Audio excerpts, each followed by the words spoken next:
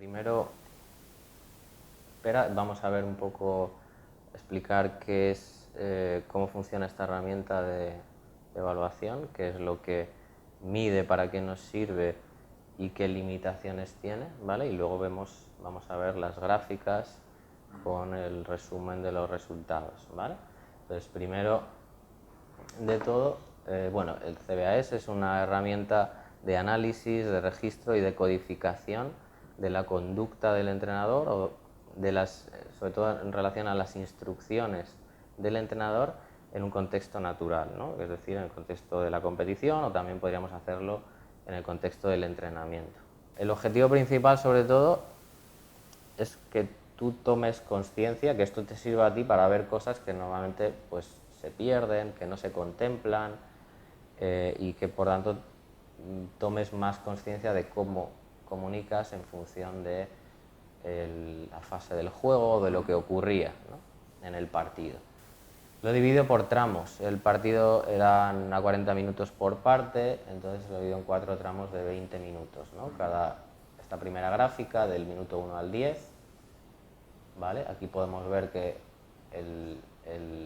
la categoría, el tipo de instrucción claramente mayoritaria era la instrucción técnica general, espontánea, por tanto. Luego iremos un poco más a esto. Gráfica 2, de minuto 10 a minuto 20. El principal cambio aquí es que pasamos de un 73 a un 41 en las instrucciones técnicas generales, una gran diferencia, que aparece en las instrucciones técnicas punitivas, ¿no? Tercera gráfica, el tercer tramo del primer tiempo, minuto 20 al 30. Hay un aumento otra vez, aunque no tanto, no al 73% del primer tramo del partido en la instrucción técnica general. El último tramo del primer tiempo vuelve a haber un aumento muy grande al 76% en la instrucción técnica general. Baja también el ánimo general y baja también mucho la instrucción técnica al error, de un 9 a un 3%. Segundo tiempo, gráfica 6, primer tramo, muy parecido a la media del primer tiempo, ¿sí?, con un aumento en el refuerzo importante. Esto es lo más significativo del segundo tiempo. De repente el ánimo general sube respecto a la media del primer tiempo un 5 puntos porcentuales, y el refuerzo prácticamente más del doble. El tercer tramo del segundo tiempo, el refuerzo sigue siendo elevado, aunque baja.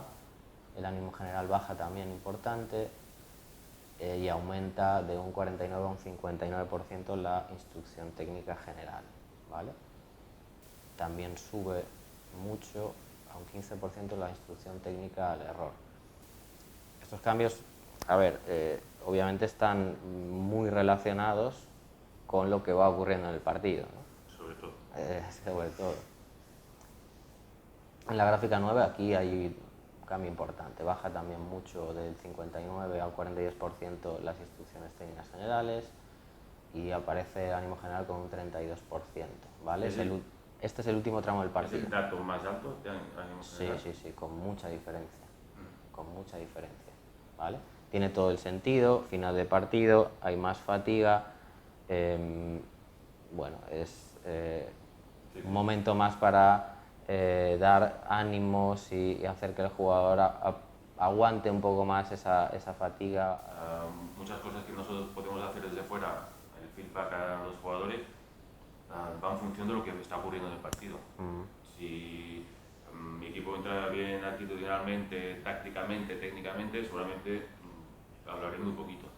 Hemos dicho que estas eran instrucciones técnicas generales, son conductas espontáneas. Claro, dar una instrucción de este tipo significa anticiparse a lo que el jugador hace, al error o al acierto, ¿no? Pero anticiparse, darla antes de que ocurra, o de que se complete la acción, o de que el jugador encuentre en el juego la consecuencia de lo que está haciendo, ¿no? Este tipo de instrucciones, además las haces mucho, aquí no viene reflejado, ¿no?, pero lo ha notado, las haces mucho durante la acción, y en cambio aprovechas poco o no suficiente o no demasiado los parones y las interrupciones. es lógico. Cuando son instrucciones que se anticipan a la acción hay que hacerlas en la acción, ¿no? Hay una penalización, un perjuicio en la concentración del jugador si abusamos de estas instrucciones durante la acción, insisto, durante la acción.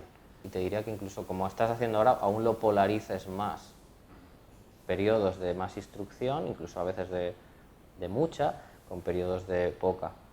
Si lo hiciéramos todo digamos, de mucha o de algo intermedio, por un lado perdemos estímulo, porque siempre es lo mismo, el jugador ya espera algo. Al variar hay más estímulo.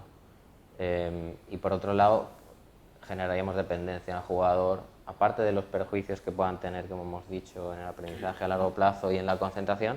Al final el jugador depende de la información que le demos. Al estímulo del entrenador, que es lo que Entonces, hablamos a veces. una manera de compensar eso sin dejar de corregir, que es una parte fundamental del trabajo de entrenador, es polarizar esos periodos donde damos más claves, donde damos la misma información, con otros en el que el jugador sabe que es él el que tiene que buscarla y encontrarla, ¿no? de alguna manera.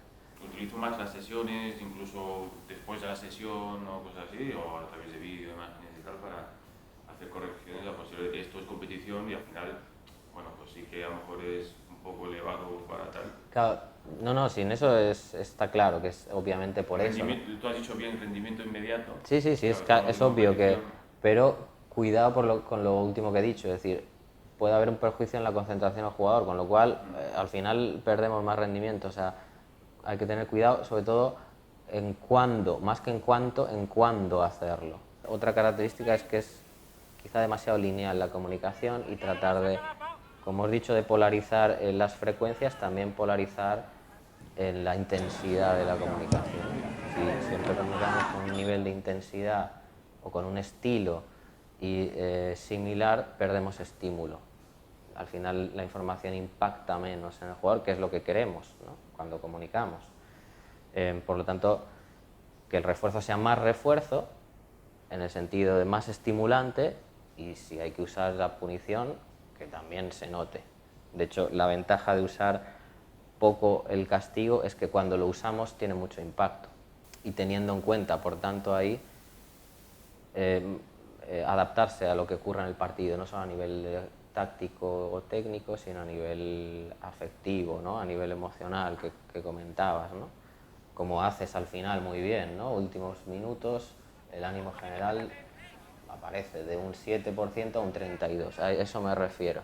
Esto es la adaptación que digo, que echo de menos en otras fases del partido, ¿no?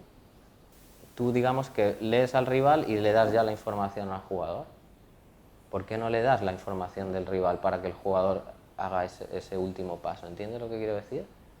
Es decir, tú guías su atención, tú guías con tu instrucción la atención del jugador a lo que está haciendo el rival para que él lo interprete, siempre en función de lo que él es capaz de interpretar, que va a ser menos que lo que es capaz tú.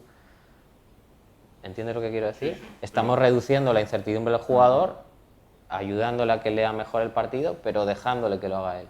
Claro, si yo le digo al jugador, el equipo contrario juega con 2 pivotes en vez de con 3. Bueno, a lo mejor mientras procesa, habla con el resto de compañeros y tal, si en cambio yo le digo, juega con 2 pivotes en vez de con 3, a intentar hacer aquello que hacemos en el entreno. Y aquí, eso, la siguiente acción ya lo puede hacer. Sí, no, perfecto. Yo lo que quiero, como te he dicho al principio, es que seas consciente de eso, es decir, que no lo hagas de manera mecánica, sino que, vale, en este partido primaba el resultado inmediato, era un torneo, perfecto, pero no lo hagamos siempre porque... sino que juguemos, ¿no? Al final la comunicación es una herramienta y una herramienta hay que saber utilizarla, ¿no? No sirve para nada si es la mejor herramienta del mundo, pero no la utilizamos bien, ¿no? Y era simplemente ese apunte. Bueno, pues esto te lo paso si quieres. Y bueno, con la tabla de las descripciones también.